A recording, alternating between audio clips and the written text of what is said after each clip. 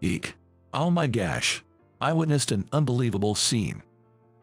Right in front of the factory's office, the Shiba Inu we kept was, unbelievably, biting onto a client's skirt. I hurriedly tried to pull the dog away, but just then, there was a dreadful zapping sound. My name is John.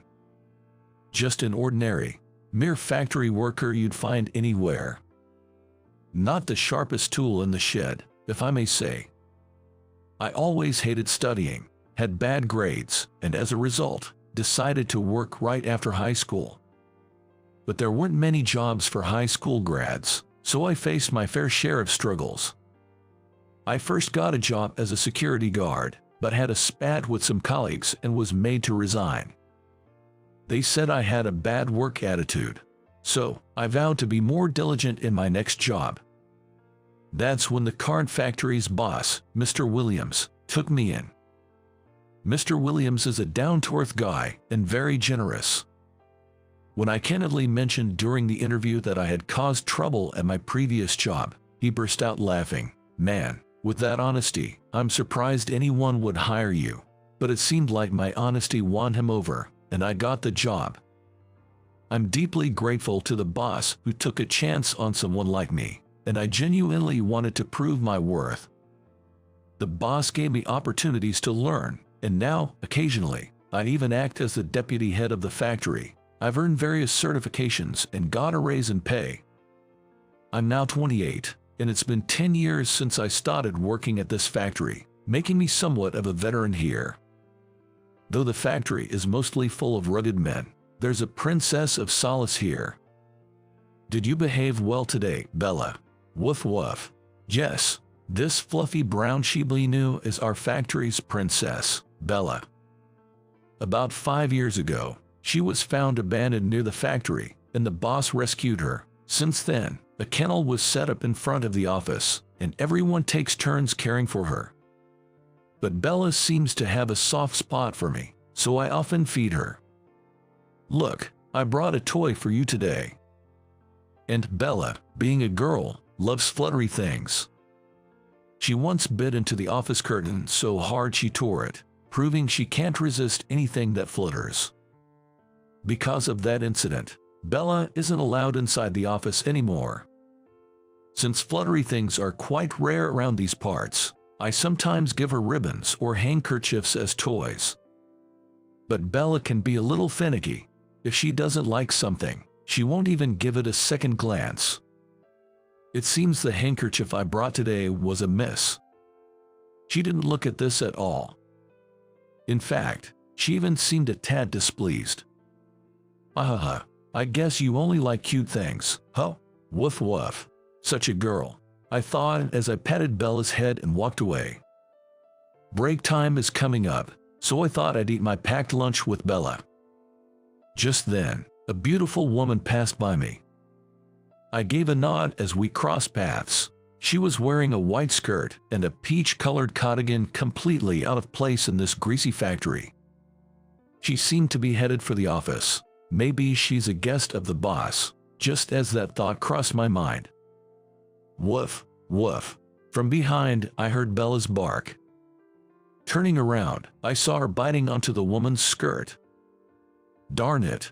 Her toy was a dud today, so Bella's playful urge wasn't satisfied. She must have thought the skirt was a toy. Hey Bella, stop that. I hurried to intervene, but her skirt seemed soft and fluffy. As I rushed over, there was an awful ripping sound. Eek. Oh no, there was a tear in her long skirt, revealing quite a bit. The woman desperately held her skirt, and I quickly pulled Bella away. Hearing the commotion, the boss's wife, who's currently head of administration, came out of the office. Seeing the situation, she said, "Hold on, John. Hold Bella back." She hurried back into the office and returned with a towel, which she draped over the woman's skirt, then escorted her into the office. I pulled on Bella's leash and tied her up at the back of the factory. Had to do it, or she'd likely barge into the office again. No way, Bella. You need to reflect on what you've done for a while. Bella kept whining. To be honest, it hurt me, but it's a fact that she ruined the lady's skirt. I scolded Bella and went back to the office. And there she was, that lady, now wearing our company's uniform. Her name was Amy. It seems boss's wife lent her a spare uniform. I'm really sorry. I apologized to Amy again. Amy, with a wry smile, said, I have a dog too, so it's all right. Don't worry about it. Besides, it was my mistake to come to the factory wearing a skirt. Turns out, Amy is the daughter of the CEO of a computer manufacturing company we deal with. She had to deliver some urgent documents and came in her casual clothes. I had received a heads up that the CEO's off-duty daughter would be coming. I had my reservations about her attire, but she's higher up the chain, so it couldn't be helped. Amy had more business with the boss, and while they were talking, boss's wife went out to buy a replacement for the damaged dress, so I went back to my workstation. It's rare for a blue-collar worker like me to chat with the daughter of a business partner's CEO. But just when I thought that, a week later, I bumped into her at a park. I was there walking Bella, and she seemed to be walking her dog too. Amy owns a Chihuahua named Lucy. At first, Bella and Lucy were wary of each other, but they quickly became friends. It's been a while. Never thought I'd see you here. Sorry about the other day. It was a bit awkward for me, but Amy was petting Belle affectionately, despite her having torn her dress. Apparently, Lucy had torn Amy's skirts several times before, so she understood that Bella just wanted to play. Since then, we often bumped into each other during our walks. I thought, being a CEO's daughter, she'd be very posh, but Amy was not what you'd expect, in a good way. She's very down to earth. And she's kind-hearted and caring. I don't always take care of Bella, so I only know the basics of dog care. However, Amy told me, if she's turning skirts into toys, she's probably stressed out. You should get her a proper tour. She even accompanied me to the pet store when choosing toys for Bella. But when choosing toys, she said, it's not about the price. Dogs have their preferences. She seemed more like a regular girl than a rich heiress. Furthermore, she's 28, the same age as me. We had a lot in common, and before I knew it, we started dating. I told Amy everything, even about the trouble I caused at my previous job. But Amy said, I can't imagine that from the current John. You must have worked hard to change yourself. That's amazing. Only she and my boss told me so. It made me happy, and her positivity has saved me multiple times. She always supported me, even when I made mistakes at work. Soon, I couldn't imagine life without her. I made up my mind to make her happy for the rest of our lives. As a testament to my commitment, a year into our relationship, I presented her with a ring worth 3 months' salary and mustered up the courage to say, "Will you marry me?" She smiled warmly and replied, "Of course." A few years ago, I never imagined myself getting married. But now, I want to marry Amy. I can't think of marrying anyone else. I'm head over heels for her. But getting married means we can't avoid meeting the parents. Meeting my family would be a breeze. They were even tearfully overjoyed that I brought home such a wonderful lady. But her family, they are business partners with my company. More like, we're in a subcontractor position to them. For the daughter of the CEO to be dating a worker from a small subcontracting factory seems quite mismatched. Of course, her parents would be strongly against it. But I won't back down. Thankfully, the boss told me, "Don't worry about work. Go and take a wife." Amy also told me, "I've already spoken to my dad. If he's willing to meet you, that means he's accepted it." So, I visited Amy's family home. It was an impressive mansion. As expected of a renowned computer manufacturing company CEO's residence. Coming from a modest background, I was quite nervous. As I stepped in, her father, a stern-looking man in a sharp suit, greeted me. It seemed like her mother was preparing tea, but her father stopped her, saying, "We don't serve tea to the likes of him." Hearing this, Amy snapped at him, "Dad, why would you say that?" But her father sighed deeply and said, "Amy, listen, you'll inherit the company one day, and yet you're considering marrying a guy like him, someone from a poor subcontractor. He doesn't have a brain or an education. He's an absolute loser. Stop it. Why are you saying such things? Enough. Kids should be seen and not heard. I'll find someone worthy for you. Break it off with this loser. Well, his company's probably going under anyway." I could only muster an "huh" to the smug-looking father. What does he mean by going under? In fact, our company is soon partnering with a major corporation. When that happens, our current contracts will be significantly revised. I'll make sure the factory you work at is the first to go. That's what you get for laying a hand on my daughter. Oh, and I might as well let our business partners know about the bad reputation of your factory. What an incompetent company hiring such an incompetent man. Enough is enough. I instinctively stood up. It's fine if he mocks me, but I won't tolerate him belittling the boss who built the factory from scratch and is protecting the workers. The father then snorted with laughter. "See, all you can do when hit with the truth is bark. Get out of here." With that said, I replied, "Excuse me," and left the room. I wanted to take Amy with me, but I didn't want to create a bigger rift between her and her father. But to my surprise, she followed me. "I'm sorry, Amy, for what I said to your dad. It's okay, actually, I feel relieved," Amy said with a radiant smile. "While I understand if my father dislikes you for some reason, it's inexcusable for him to let his personal feelings affect the factory workers. He looked down on subcontractors, but many people work in that factory. The CEO should protect his employees, yet he made such a statement. I lost all respect for him.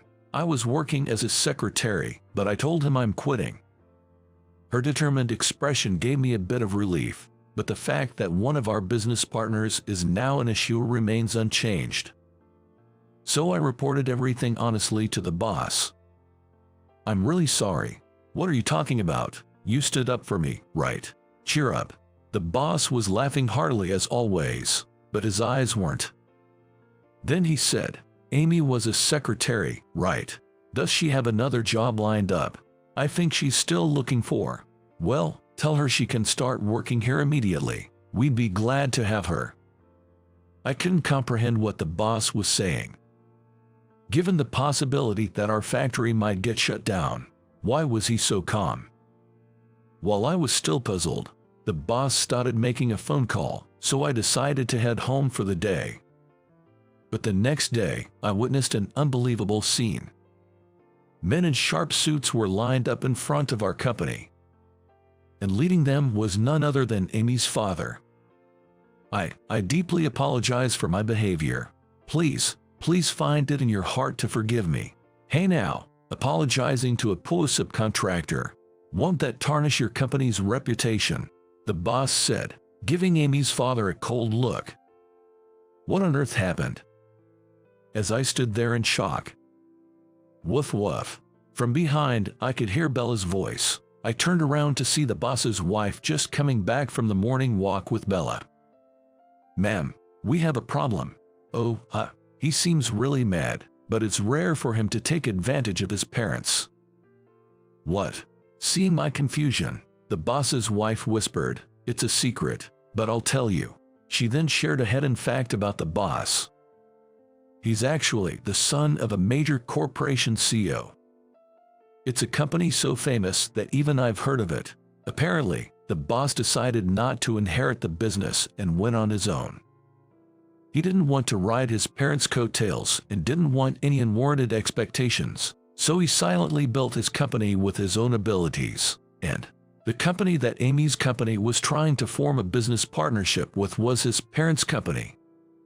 As soon as I told the boss about what happened to me, he contacted his parents.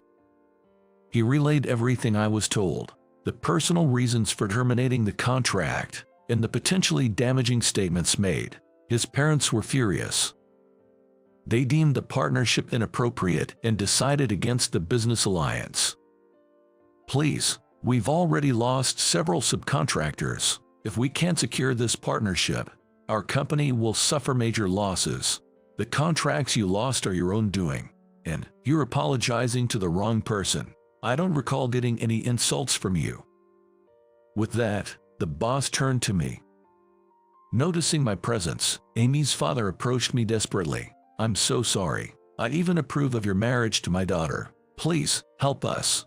But there's nothing I can do. After all, I wasn't the one who terminated the business alliance. The partnership was declined because of issues with your character. There's nothing I can do. How could you abandon us like this? No, remember you called me a poor loser. How could someone like me possibly help with company? Now, I have work to do, excuse me." With that, I headed back to the factory. I could hear Amy's father saying something, but I didn't care. I felt bad for Amy, but there's really nothing I can do. I'll apologize to her later. Then, I heard a voice. "Way to go, John. You sure know when to speak up." I looked over to see Amy, dressed in office attire. "Amy, why are you here?" "The boss hired me as a secretary. I got the call yesterday and was thinking of signing the employment contract today, but then I saw my dad here." She gave her a smile and added, "You speaking your mind, John. It's really cool. Made me fall for you all over again." "Amy, haha, I'd love to chat more, but the boss's wife is calling me. I'm looking forward to working with you." With that, Amy left.